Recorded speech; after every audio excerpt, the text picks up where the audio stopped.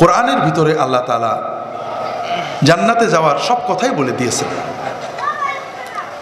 আমি সিলেটে ওলামা সম্মেলনে গেছিলাম গত বছর, এরপরও তারা কয়েকবার আমি যাইতে পারিনি।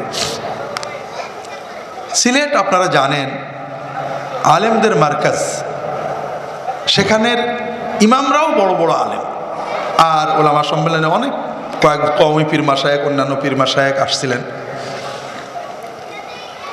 তা আমি দেখলাম যে একদিনের জন্য গেছি, জীবনে হয়তো দেখা হবে না, ভালো লাগুক খারাপ লাগুক একটা ভালো কথা বলার চেষ্টা করি, যেটা ভালো মনে করি আল্লাহ জানেন। আমার বিষয়বস্তু ছিল উম্মতের অধঃপতন এবং উত্তরণের উপায়। বর্তমান সমাজে উম্মত কেন অধঃপতনে গেছে আর উত্তরণ হবে কিভাবে। তাই বললাম যে দেখেন, আমরা প্রত্যেকেই উম্মতের জন্য চেষ্টা করছি, পীর মাশায়েখরা খানকা দিয়ে, দাওয়াত তাবলীগ দিয়ে, রাজনীতি দিয়ে, মাদ্রাসা মক্তব দিয়ে, কিন্তু সবাই আমরা যেটা দিয়ে আসল উন্নতি হলো এই মুসলিম উম্মাকে রাসূলুল্লাহ সাল্লাল্লাহু আলাইহি ওয়াসাল্লাম যে বিশ্ব বরেণ্য জাতি বানালেন, কি দিয়ে?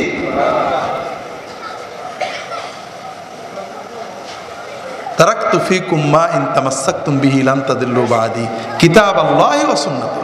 আল্লাহর কোরআন, নবীর সুন্নাত, ঠিক না? তিনি তো আর কিছু দিয়ে যাননি, ওহির এলেম, কোরআন ওহি, হাদিস ওহি। যেটা দিয়ে উম্মত উঠলো ওইটা বাদ দিয়ে আমরা উঠতে চাচ্ছি, হবে নাকি? লা ইয়াসলুহা আখিরু হাযিহিল উম্মাহ ইল্লা বিমা সালাহা বিহি আউয়ালুহু। প্রথমরা যেটা দিয়ে উঠেছিল ওইটা ছাড়া শেষালারা উঠতে পারবে না। আমরা প্রত্যেকেই মনে করছি কোরআনের তরজমা পড়ে, বুখারী শরীফ, মুসলিম শরীফ, আবু দাউদ শরীফ পড়ে কি জানি গোমরাম টোমরা হয়ে যায়। আমরা নিজেরা বুঝিয়ে সুঝিয়ে বই লিখে দিচ্ছি। আমরা পীরের দরবারে, দাওয়াতে তাবলীগে, জামাতে ইসলাম, রাজনীতিতে, কি বলে, মাদ্রাসা মক্তবে ওয়াজ করে মুত্তাকি বানাচ্ছি, ভালো ভালো মানুষ বানাচ্ছি। তবে অধিকাংশ ক্ষেত্রে খুব ভালো করে মনে রাখুন, আমাদের বানানো মুত্তাকিদের পাগড়ি আছে, কপালে দাগ আছে, দাড়ি আছে, তাহাজ্জুদ আছে, তাসবিহ আছে, কিন্তু বান্দার হক নেই, ওজনে কম দেওয়ার ব্যাপারে সচেতন নয়, স্ত্রীর হক দেওয়ার ব্যাপারে সচেতন নয়, মাতা পিতার হকের ব্যাপারে সচেতন নয়, চাকরির অধিকারের ব্যাপারে সচেতন নয়, হালাল হারামের ব্যাপারে সচেতন নয়। কথাটা সব ভুল বললাম নাকি? ফুরফুরার দরবারে অনেক দিন ঘুরে, অন্যান্য দরবারের কথা বাদ দিলাম, অনেক বছর আল্লাহর দিনের পথে আছে, কিন্তু বান্দার হকের ব্যাপারে, হালাল হারামের ব্যাপারে দুর্বল। এরকম লোক আছে না নেই? অল্প না বেশি? আর কোরআনের তরজমা পড়ে, হাদিসের তরজমা পড়ে যারা দিনদার হয়েছে, তাদের দাড়িটা হয়তো একটু ভালো নাও হইতে পারে, পোশাক আশাকে একটু দুর্বলতা থাকতেও পারে, কাছে যেয়ে দেখবেন হালাল হারামের ব্যাপারে অত্যন্ত সচেতন। আছে না নেই?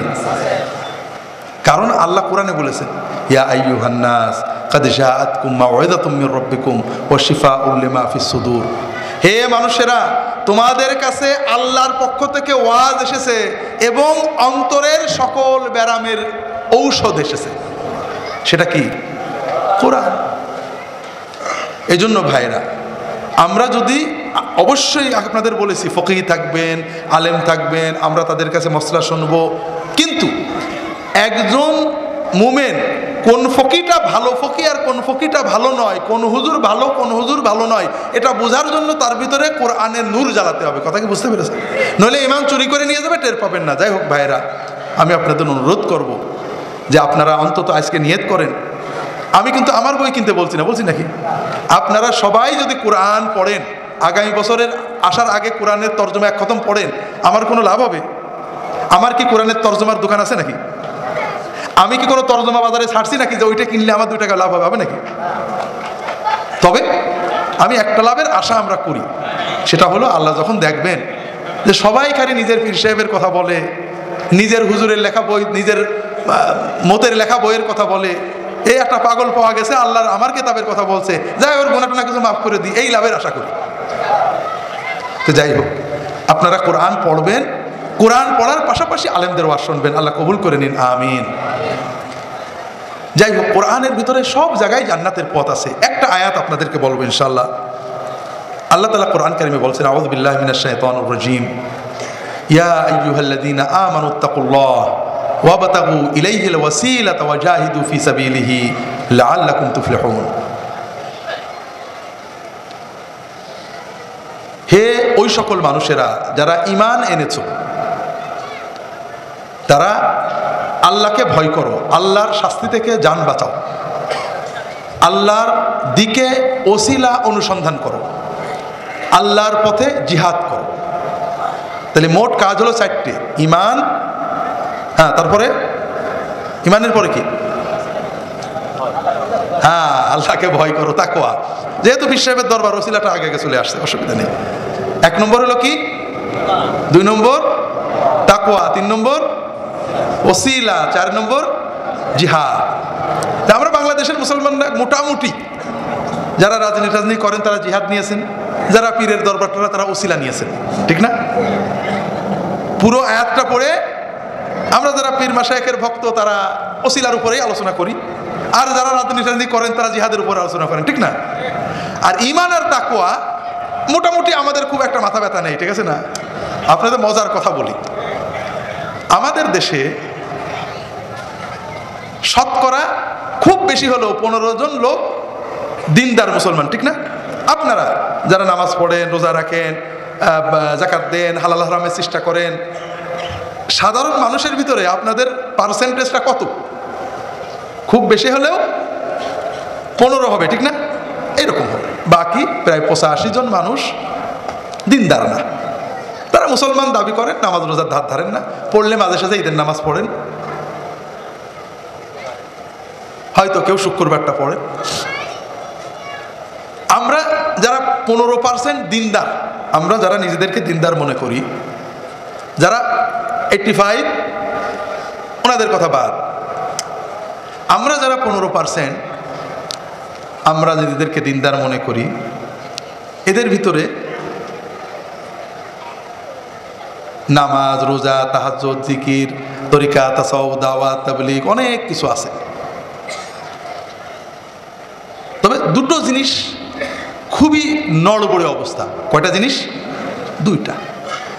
একটা হলো ঈমান। আমরা সব জানি কিন্তু ঈমানটা বুঝি না। অনেকেরই ঈমান আছে, গতানুগতিক আছে, অনেকেই বুঝি না, শিরিকও করি, ঈমানও করি, কুফরিও করি, ঈমানও করি, নামাজও পড়ি, রোজাও রাখি, শিরিক, এরকম অবস্থা। আর 2 নম্বর হলো বান্দার হক। 2 নম্বর কি? হ্যাঁ, আমরা যারা দিনদার বলে মনে করি আমাদেরকে, আমাদের অনেক কিছু ভালো, তাহাজ্জুদ ছাড়ে না, জামাত ছাড়ে না, ছোটখাটো সুন্নত, মানে মুস্তাহাব, মেসওয়াক, অজুতে বসা, খাওয়ার জন্য বসা, সব মানে। কিন্তু ঈমান কি জিনিস? ঈমান এবং বান্দার হক, এই দুটো জিনিস একেবারেই গড়বড়ে। আর এর কারণ ওই যে আমরা হুজুরা ওয়াজ করছি, কেউ তা ওসিলা আর কেউ জিহাদ, ঈমান তাকওয়া বাদ পড়ে গেছে। আমি লম্বা করবো না আজকে, কারণ আজকের ওয়াজ আপনাদের জন্য, যারা সচেতন তাদের জন্য। ঈমানের ব্যাপারে আপনাদেরকেও আগেও বলেছি, আবারও বলি, দরকার আছে। আল্লাহর কোরআনে এই যে 30 পারা কোরআন, এর 3 ভাগের 2 ভাগ শুধু আল্লাহ ঈমান, কুফর, শিরক এই ব্যাপার বলেছেন, বারবার বলেছেন। যে কথা আল্লাহ বারবার বলেছেন ওই কথা আমাদের বারবার বলা দরকার না? কিন্তু আমাদের দরবার বলেন, দাওয়াত বলেন, সব জায়গায় ঈমান কুফরের কথাগুলো খুব কম হচ্ছে। আল্লাহ কোরআন কারিমে বলেছেন, ওমা ইউমিনু আকতারুহুম বিল্লাহি ইল্লা ওয়া হুম মুশরিকুন। অধিকাংশ মানুষ ঈমান আনে, ঈমানদার, ঈমান এনেছে, কিন্তু শিরকে লিপ্ত থাকে, শিরকের ভিতরে লিপ্ত থাকে। শিরক বিজড়িত ঈমানে কোনো লাভ হবে? আপনি মদ বিজড়িত ঈমান, শুয়োর খাওয়া, নামাজ, কোনো সমস্যা নেই। মদ খাওয়া, রোজা, শুয়োর খাওয়া, নামাজ, হারাম খাওয়া, এগুলো গুনাহও হবে, নামাজও হবে। কথা বোঝেননি? শুয়োর খেয়েছেন, গুনাহ হবে, নামাজ পড়েছেন, নামাজ হবে। কিন্তু শিরক বিজড়িত ঈমান হলে কি হয়? 1 নম্বর হলো ইন্নাল্লাহ লা ইয়াগফিরু আন ইউশরাকা বিহি ওয়া ইয়াগফিরু মা দুনা যালিকা লিমান ইয়াশা। আল্লাহ তাআলা শিরকের গুনাহ কখনো ক্ষমা করেন না। শিরক ছাড়া যত গুনাহ আছে আল্লাহ যাকে ইচ্ছা ক্ষমা করে দেন। সুবহানাল্লাহ বলেন না? হাদিস শরীফে এসেছে রাসূলুল্লাহ সাল্লাল্লাহু আলাইহি ওয়াসাল্লাম বলছেন, আল্লাহ তাআলা বলেছেন, ইয়াবনা আদম লাউ আতাইতানি বিকুরাবিল আরদি খাতায়া সুম্মা লাকিতানি লা তুশরিকু বি শাইয়া লা আতাইতুকা বিকুরাবিহা মাগফিরা। হে আদম সন্তান, তুমি যদি কিয়ামতের দিন আমার কাছে আসো, তোমার জমিন ভরা গুনাহ, তোমার গুনাহতে দুনিয়া পুরো ভরে ফেলেছো, কিন্তু শিরক করনি, আমি আল্লাহ তোমার দুনিয়া ভরা গুনাহ মাফ করতে পারবো। 2 নম্বর, ওয়ালাকাদ উহিয়া ইলাইকা ওয়া ইলাল লাযিনা মিন ক্বাবলিক লা ইন আশরাকতা লা ইয়াহবাতান্না আমালুকা ওয়া লা তাকুনান্না মিনাল খাসিরিন। আল্লাহ বলছেন, হে রাসূল, আপনার কাছে এবং আপনার আগে সব নবী রাসূলের কাছে একটা বিষয় আমি ওহী করেছি, একটা কথা সব নবীকে বলছি। সেই কথাটা কি? যে যদি কেউ শিরিক করে তার জীবনের সব আমল বরবাদ হয়ে যাবে এবং ওই লোকটা অবশ্যই ধ্বংস হবে। তাহলে শিরিক করলে আরো মুশকিল কি? যে আপনি নামাজ পড়েছেন, রোজা রেখেছেন, জিকির করেছেন, ওজিফা করেছেন, দাওয়াত দিয়েছেন, রাজনীতি করেছেন, অনেক কিছু করেছেন, শিরিক করলেন, সঙ্গে সঙ্গে সব সওয়াব বাতিল হয়ে গেল, সব বাতিল হয়ে গেল। 3 নম্বর, আল্লাহ কোরআন কারিমে বলছেন, ইন্নাহু মান ইউশরিক বিল্লাহ ফাকাদ হারামাল্লাহু আলাইহিল জান্নাহ ওয়া মাওয়াহুন নার ওয়া মা লিয-যালিমিন মিন আনসার। যদি কেউ শিরিক করে, আল্লাহ তার জন্য জান্নাতকে হারাম করে দেন। যত গুনাহ করেন জান্নাতের আশা থাকবে, কিন্তু শিরিক করলে জান্নাতের আশা থাকবে না। ওয়া মাওয়াহুন নার, তার চিরস্থায়ী নিবাস হলো জাহান্নাম, বেরোনোর কোনো আশা নেই। ওয়া মা লিয-যালিমিন মিন আনসার, আর জালিমদের জন্য কোনো সাহায্যকারী পাবে না। অর্থাৎ এই ধরনের শিরিকে লিপ্তদের জন্য কোনো নবী, ওলি, পীর, পয়গম্বর কেউ সুপারিশও করবে না, সাহায্য করবে না। কথা কি বুঝতে পেরেছেন? আমরা শিরিকও জানি না, ঈমানও বুঝি না, এই জন্য লম্বা আজকে বলছি, লম্বা বলবো না। আমরা লা ইলাহা ইল্লাল্লাহু পড়ছি, আবার শিরকে লিপ্ত হয়ে যায়। কিভাবে? আল্লাহর সাথে আমাদের সম্পর্ক, আল্লাহ দুটো বিষয় আছে। একটা হলো আল্লাহ রব। আল্লাহ কি? মানে আমাদের লালনকর্তা, পালনকর্তা, ঠিক না? হায়াত, মৌত, রিজিক, দৌলত, ভালো মন্দর মালিককে, এটা কিন্তু আবু জাহেলও মানত। আর একটা হলো আল্লাহ মাহবুদ। আল্লাহ কি? মাহবুদ মানে উপাস্য, যার ইবাদত করতে হয়। আর ইবাদত মানে হলো চূড়ান্ত ভক্তি, যার ভয় অন্তরে থাকে, না দেখে ভয় পায়, না দেখে ভক্তি করে, এর নাম হলো মাহবুদ। কথা বুঝতে পেরেছেন? তা আল্লাহ একদিকে রব, আবার তিনি মাহবুদ, ঠিক না? আল্লাহ ছাড়া কারোর ভিতরে রুবুবিয়ত, রব হওয়ার কিছু রাখা, অথবা উলুহিয়ত, মাহবুদ হওয়ার কিছু রাখা মানে শিরক। যেমন এই বিশ্ব চালান কে? যদি আমরা মনে করি যে দুনিয়াতে কোনো নবী, অলি, পীর, পয়গম্বর, আমাদের রাসূল সাল্লাল্লাহু আলাইহি ওয়াসাল্লাম, কোনো অলি, গাউস, কুতুব, তিনি বিশ্ব চালান, অথবা চালানোর কোনো পাওয়ার আল্লাহ তার দিয়েছেন, এই কথা মনে করলে কি হবে? শিরক হবে। হায়াত দেন, রিজিক দেন, বৃষ্টি দেন, পানি দেন, ঝড় দেন কে? কেউ যদি মনে করে আল্লাহ অন্য কাউকে এইগুলো দেওয়ার ক্ষমতা দিয়েছে, কি হবে? শিরক হবে। মনের কথা, গায়েবের কথা কে জানে? আল্লাহ কোরআনে অনেক জায়গায় বলেছেন। এটা হলো আল্লাহ, আল্লাহ যেহেতু লালন কর্তা, তিনি যদি আমাদের কথা না জানে, লালন করেন কে? ঠিক না? কথা বুঝতে পারেননি? আমি যদি মনে করি আমি এখন কি চিন্তা করছি অথবা কি বলছি, এটা ফুরফুরার দাদা হুজুর কবরে শুয়ে, আমাদের মরহুম হুজুর কবরে শুয়ে, অথবা বর্তমান হুজুর মানে ইন্ডিয়ায় বসে জেনে ফেলছে, বুঝে ফেলছে, তাহলে কি হবে? শিরিক হবে। কারণ এই এলেমটা রুবুবিয়াতের একমাত্র কার আছে, এটা আল্লাহ কোরআনে অনেক জায়গায় বলেছে। আজকে ব্যাখ্যা দেবো না, ব্যাখ্যার জন্য বইপত্র পড়বেন। বিপদে আপদে আমি এখান থেকে ডাক দিলে আব্দুল কাদের জিলানী রহমতুল্লাহ আলাইহি বাগদাদে বসে শুনতে পাবেন, এটা মনে করলে কি হবে? শিরিক হবে। বড় দুর্ভাগ্য ভাই, সারা কোরআন বললো আল্লাহকে ডাকো, ইয়াকা না'বুদু ওয়া ইয়াকা নাস্তাঈন। আল্লাহ বললেন, বান্দা তুমি যেখানে থেকে আমাকে ডাকো, আমি তোমার ডাকে সাড়া দেবো।